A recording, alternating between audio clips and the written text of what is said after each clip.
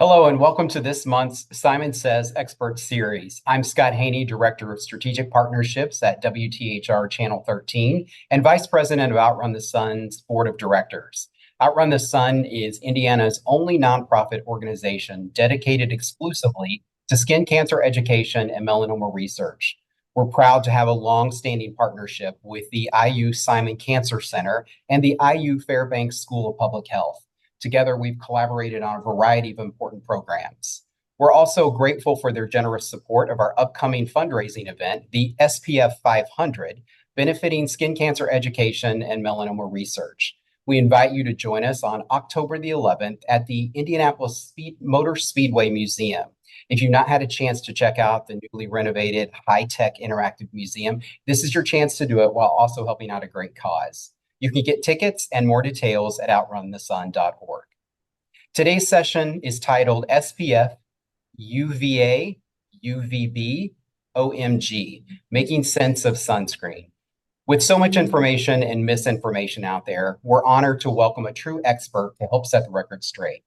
Joining us today is Dr. Jiali Han, an internationally renowned epidemiologist specializing in skin cancer. Dr. Han is chair of epidemiology at the IU Fairbanks School of Public Health, and he also serves as director of the Epidemiology Consultation Corps at the IU Simon Cancer Center. He's also a proud member of the Outrun the Sun's President's Council. Dr. Han, thank you for being here today. We look forward to learning from you.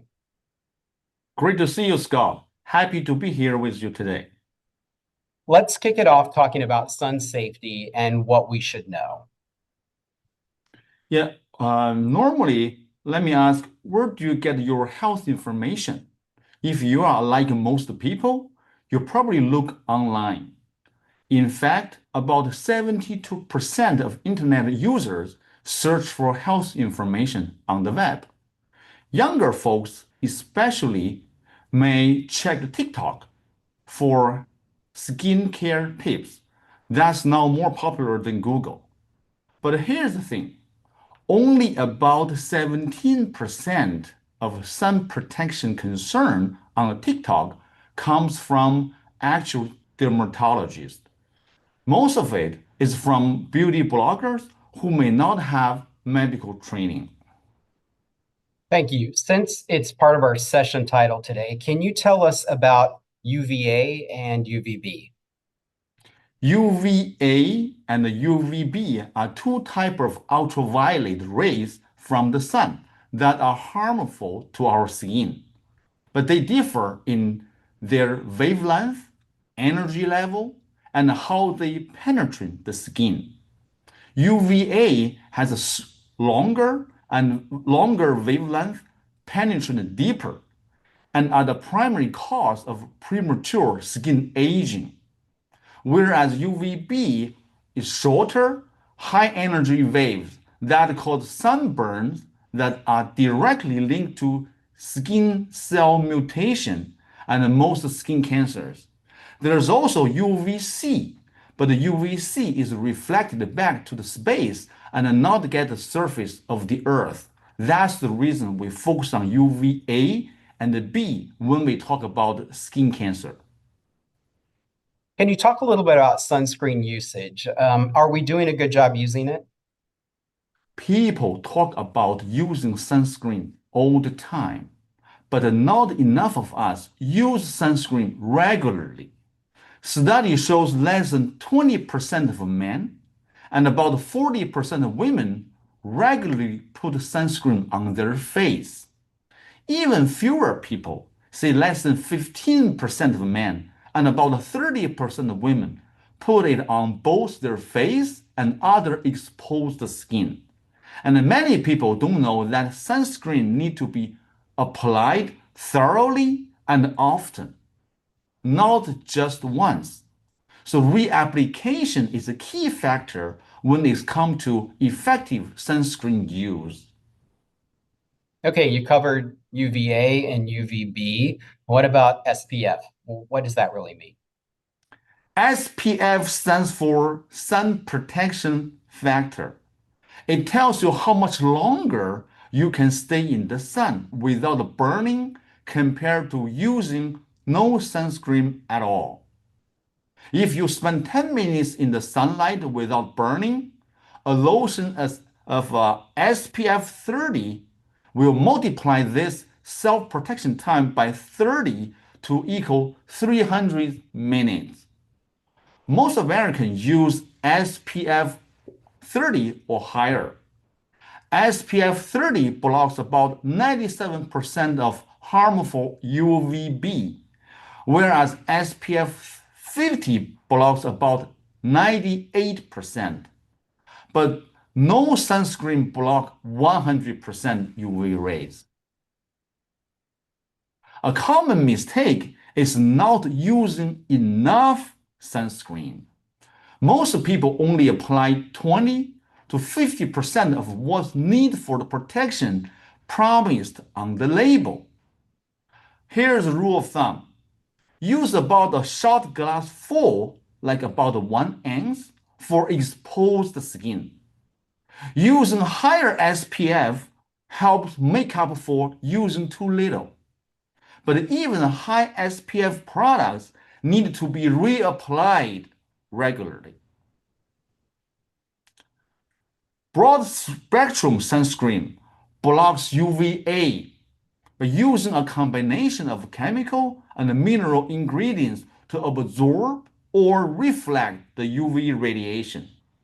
So to ensure you get UVA protection, look for broad spectrum label on the product, as the SPF rating only measures protection against UVB, not UVA.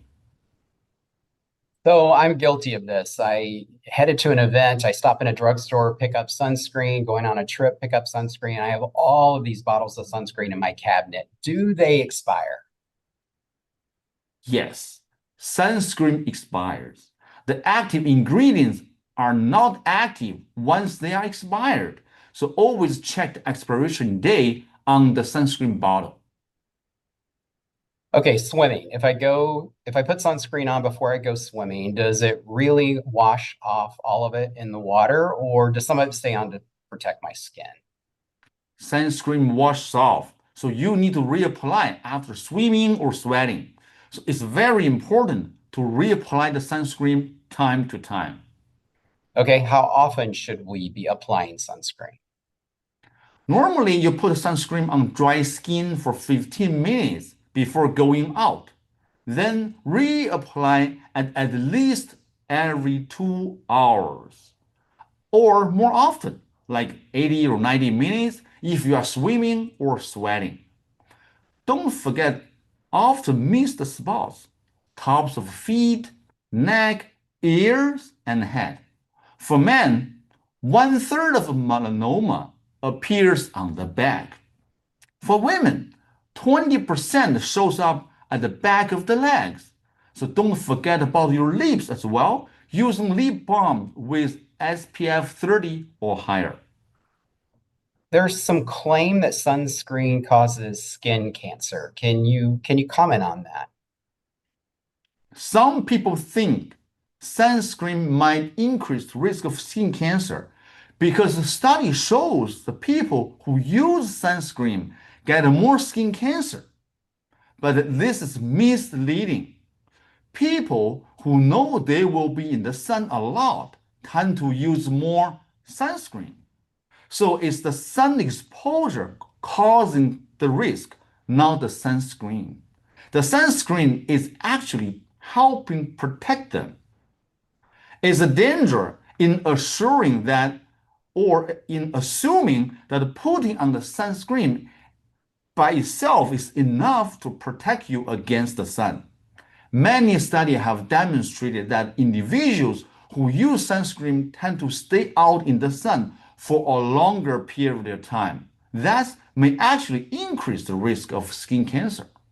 So there's a lot of choices out there. What's the difference between like physical and chemical sunscreen? There are two main types of sunscreen. The physical sunscreens, also called mineral sunscreen, use ingredients like zinc oxidized or titanium dioxide. They just sit on top of the skin, block UVA and UVB by reflecting them away. Chemical sunscreen use carbon-based ingredients that absorb UV rays before they can damage your skin, and it is 100% complete clear. Both type works very well when you use correctly. Those even some doctors, it's like about 5% have concern about chemical sunscreen despite of years of safety data showing they are fine to use. Health authorities maintain that the proven benefits of consistent sunscreen use in preventing skin cancer outweigh the unconfirmed risks. But why there's concern about the chemical sunscreen? There's multiple reasons. First, systemic absorption. Some key chemical ingredients are absorbed in our body, but it does not mean they are unsafe. But it does indicate a need for more research into potential long-term effects. And another potential factor is endocrine disruption. Some studies have suggested that ingredients like oxybenzone may act as endocrine disruptor, potentially affecting hormones. However, this is largely based on animal models with much higher dose and has not been conclusively proven in human with our daily average dose. But please note, even if you avoid sunscreen with oxybenzone, you may encounter it in other products, including plastic, hairspray, and nail polish. So people should be aware that chemical exists in many other common products of daily use. There are some other concerns, such as skin irritation. The chemical filtered in these products can cause skin irritation or allergic reaction in some people with sensitive skin, rosacea, or eczema. There's also some recall for contamination. Some sunscreen products may have been recalled for contamination with some carcinogens that come from the manufacturing process, not active chemical ingredients themselves. So obviously we've established that number one is sunscreen, but beyond that, what are other ways to stay sun safe?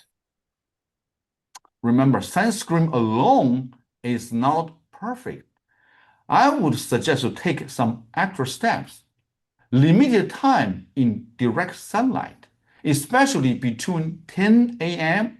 to 2 p.m. when UV rays are strongest.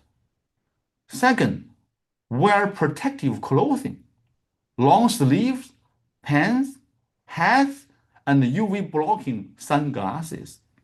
Look for clothes with UPF on the label. UPF stands for the ultraviolet protection factor. Seek shade when possible. Use sunscreen even on cloudy day because about 80% of UV rays still get through the clouds. All right, let's talk sun myths versus reality. Is it good or bad? There's a survey show about like 5,000 people, and we found some concerning beliefs.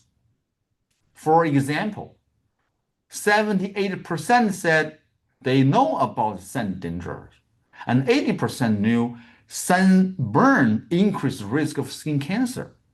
But two-thirds of people thought sun exposure was good for them. Almost half believe getting a base tan protect against sun damage. It does not. The truth is more complicated.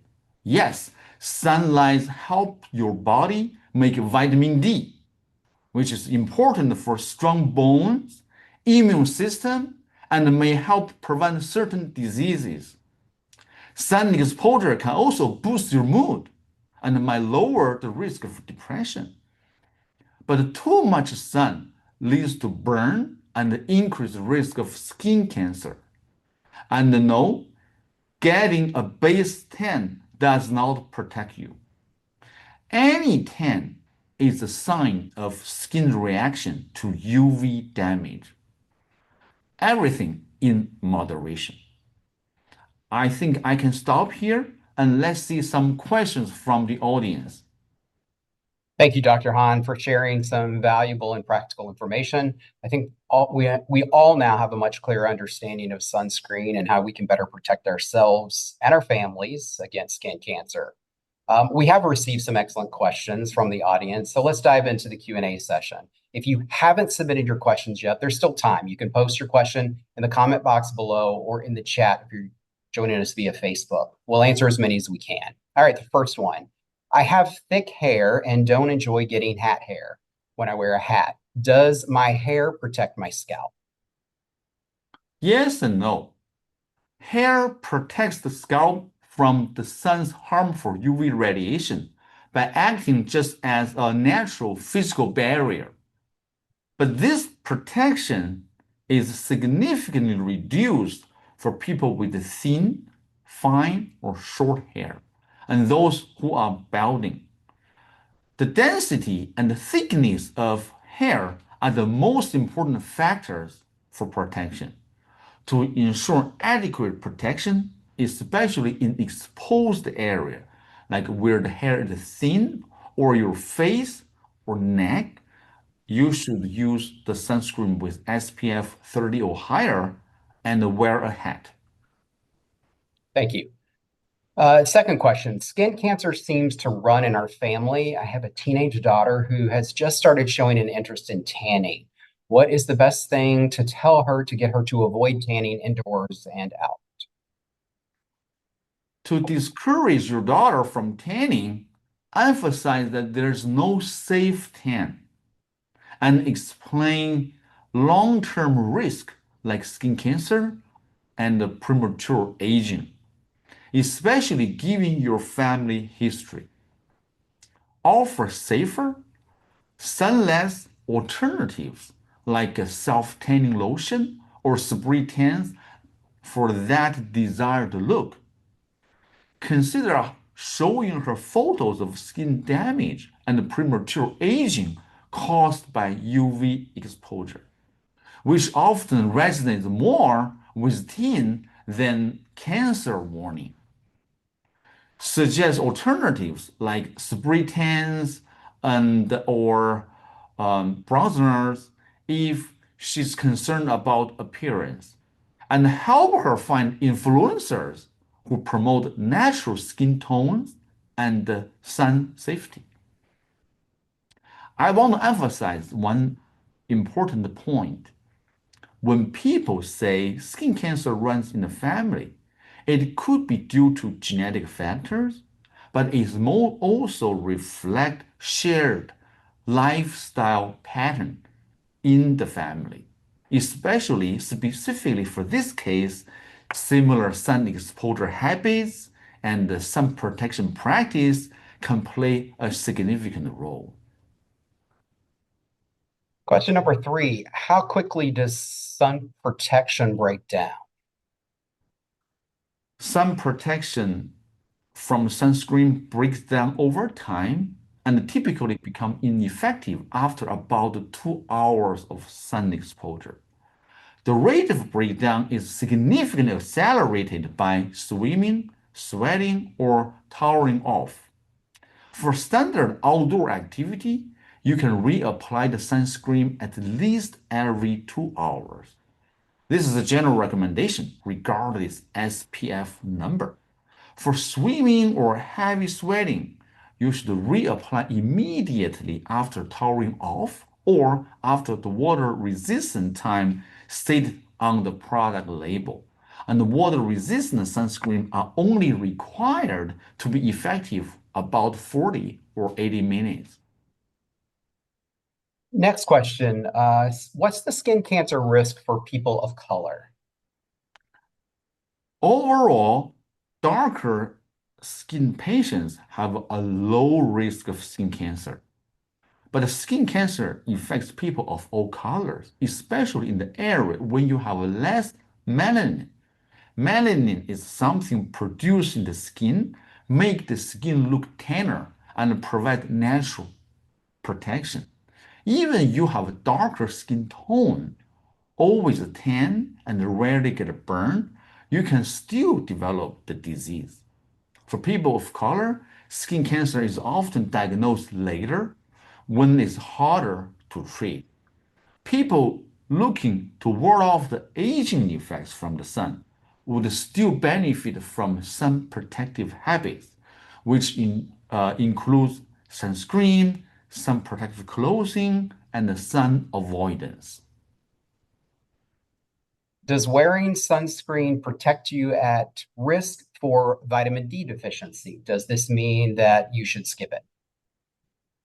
It is true that sunscreen blocks UVB rays that are important for generating vitamin D in the skin. However, because most people apply far less than the recommended amount of the sunscreen, so users typically are deficient in vitamin D.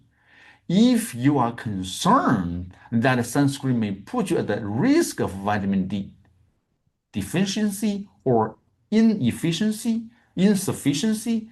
there is a easy solution. Your doctor can recommend a vitamin D supplement, such as 800 international units of vitamin D3 daily. Some experts recommend spending like 10 to 15 minutes in the sun each day before applying sunscreen. But there's also debate about this, whether this is actually necessary because vitamin D now can be obtained from the food or supplement. Milk and fish and other foods have a lot of vitamin Ds. So concerns about vitamin D deficiency should not be a reason to avoid sunscreen. Thank you. Is SPF found in makeup or foundation enough, or do we need to add additional SPF? No, makeup with SPF is not enough. You must apply a separate broad spectrum sunscreen with SPF at least 30 as a first step in your routine to achieve adequate sun protection. Applying enough makeup to get the full benefit of its SPF is very unlikely and is often not reapplied frequently enough throughout the day to protect consistent protection. So why makeup SPF may not be sufficient? The quantity may not be sufficient. To achieve the stated SPF, you would need to apply a very thick, even layer of makeup, which is not how people typically wear foundation. And there's inconsistent application. Makeup is not reapplied every 2 hours as recommended for effective sunscreen use.